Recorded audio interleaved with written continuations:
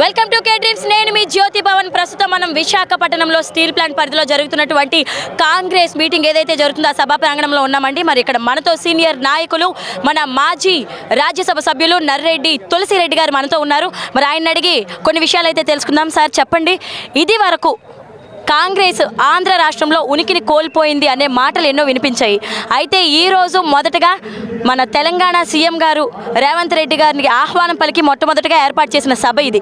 ఏ ఉద్దేశంతో అంటే steel plant మీద ఉన్నటువంటి మక్కువతోనా లేదా ఇక్కడ ఉనికిని స్థాపించుకుందామన్నా ఈరోజు ఇక్కడ ఈ మీటింగ్ ఏర్పాటు చేశారు? అమ్మా ఒక్కసారి ట్రాక్ రికార్డ్ చూస్తే బీజేపీకి 2 సీట్లు ఉన్నాయి, ఇప్పుడు 303 సీట్లు వచ్చాయి. 2 సీట్లే వాళ్ళకు ఉండింది. తర్వాత కాంగ్రెస్ పార్టీ కూడా ట్రాక్ రికార్డ్ చూస్తే 1996 నుంచి 2004 వరకు అధికారం లేదు, కేంద్రంలో లేదు, రాష్ట్రంలో లేదు. 96 నుంచి 2004 8 సంవత్సరాలు. కానీ 2004లో అధికారం వచ్చి 2014 వరకు 10 సంవత్సరాలు అధికారం ఉన్నది. కాబట్టి రాజకీయ పార్టీలకు ఉత్తాన పత్రాలు సహజం. జగన్ పార్టీ ఓడిపోలా 2014లో, చంద్రబాబు నాయుడు పార్టీ ఓడిపోలా 2004లో, 2009లో, 2019లో. ఎన్టీ రామారావు గారు విశ్వవిఖ్యాత నవరస నటసార్వభౌముడు, ఆయనే సొంతంగా ఓడిపోయాడు. ఇందిరాగాంధీ ఓడిపోయింది, వాజ్పేయి ఓడిపోయినాడు, కేసీఆర్ ఓడిపోయినాడు. విశాఖలో జగన్మోహన్ రెడ్డి అమ్మ ఓడిపోయింది, చంద్రబాబు నాయుడు చెన్నగిరిలో ఓడిపోయినాడు. కాబట్టి రాజకీయ పార్టీలకు ఉత్తాన పతనాలు సహజం. కాంగ్రెస్ పార్టీ గతంలో ఇటువంటి జరిగింది. కాబట్టి ఇప్పుడు ఖచ్చితంగా మొన్న కర్ణాటకలో కాంగ్రెస్, నిన్న తెలంగాణలో కాంగ్రెస్, రేపు ఆంధ్రలో కాంగ్రెస్. Very simple.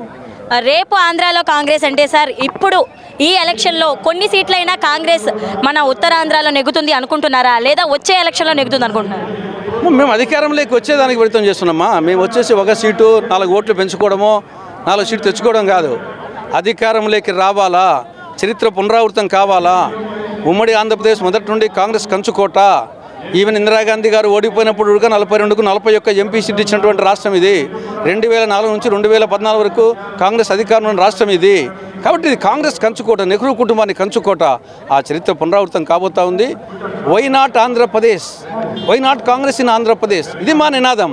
మేము వచ్చేసి 4 సీట్లో 4 ఓట్లో కాదు, అధికారంలోకి రావడమే మా లక్ష్యం. ఉత్తరాంధ్రలో మెజార్టీ సీటు గెలుస్తాం, రాయలసీమలో మెజార్టీ గెలుస్తాం, అవసరమైతే వీలైతే కడప ఎంపీ సీటు గెలుస్తాం, పులిందల ఎమ్మెల్యే సీటు గెలుస్తాం, కుప్పం ఎమ్మెల్యే సీటు గెలుస్తాం. ఇది వరకు కాంగ్రెస్ నుంచి వేరైనటువంటి వైఎస్ఆర్సీపీ ఏదైతే ఉందో, మరి వైఎస్ఆర్సీపీకి మద్దతు తెలిపిన షర్మిల గారు ఈరోజు మళ్ళీ కాంగ్రెస్కి మద్దతు తెలుపుతున్నారు, కాంగ్రెస్ నుంచి పోటీ చేస్తున్నారు. అయితే పాతవి ఏవైతే ఉన్నాయో అవే నచ్చాయా, లేదా కొత్త హామీలు ఏవైనా తీసుకొచ్చిందా కాంగ్రెస్? షర్మిల గారు వాటికి ఇష్టపడి ఈ వైఎస్ఆర్సీపీని వదిలి కాంగ్రెస్లోకి వచ్చారా? కాంగ్రెస్ పార్టీ సిద్ధాంతాలకు లోబడి ఆవిడ కాంగ్రెస్ పార్టీలో చేరింది. కాంగ్రెస్ పార్టీ చేరిన తర్వాత ఈ రాష్ట్రానికి ప్రత్యేక హోదా అనేది సంజీవని లాంటిది. అది కాంగ్రెస్ పార్టీ మాత్రమే ఇవ్వగలరని చెప్పేసి ఆవిడ మనస వాచ కర్మన త్రికరణ శుద్ధిగా నమ్ముతూ ఉంది.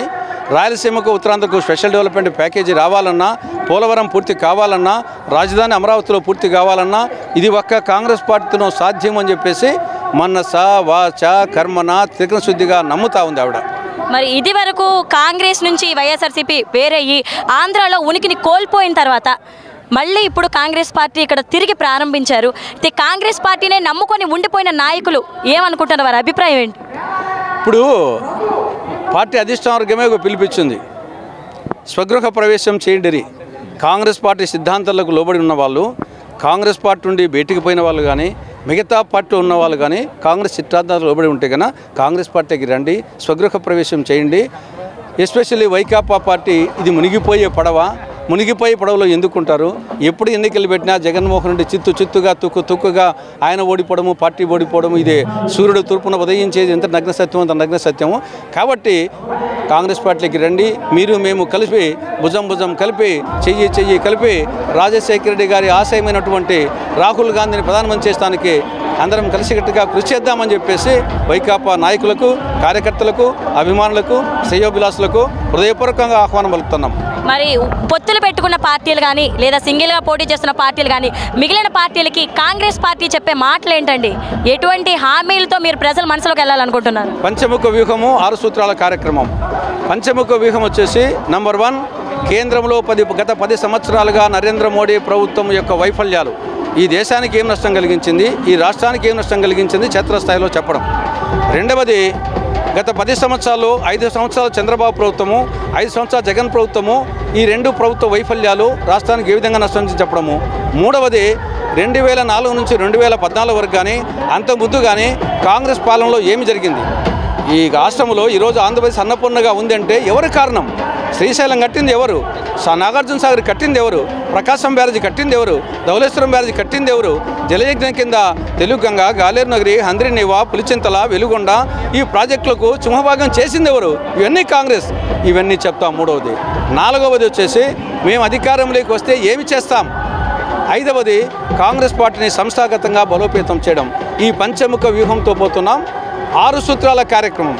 6 సూత్రాల్లో నంబర్ 1 రైతుల రుణమాఫీ, నంబర్ 2 500 రూపాయలకే వంట గ్యాస్ సిలిండర్ సరఫరా, నంబర్ 3 ప్రతి నిరుపేద కుటుంబానికి నెలకు 5,000 రూపాయలు ఇందిరమ్మ అభయం పథకం కింద ఇవ్వడం, 4 రాష్ట్రానికి సంజీవన్ లాంటి ప్రత్యేక హోదా ఇవ్వడం, 5 ఉత్తరాంధ్రకు రాయలసీమకు స్పెషల్ డెవలప్మెంట్ ప్యాకేజ్ ఇవ్వడం, 6వది విభజన చట్టంలో పేర్కొనబడి అపరిష్కృతంగా ఉన్న అన్ని సమస్యలను పోలవరంతో సహా సంవత్సరం లోపల పూర్తి చేయడం. ఈ 6 సూత్రాల పథకంతో ముందుకు పోతున్నాం. మీరు చూస్తున్నారు, చాలా వేడెక్కుతున్నాయండి ఈ సార్వత్రిక ఎన్నికలు కూడా.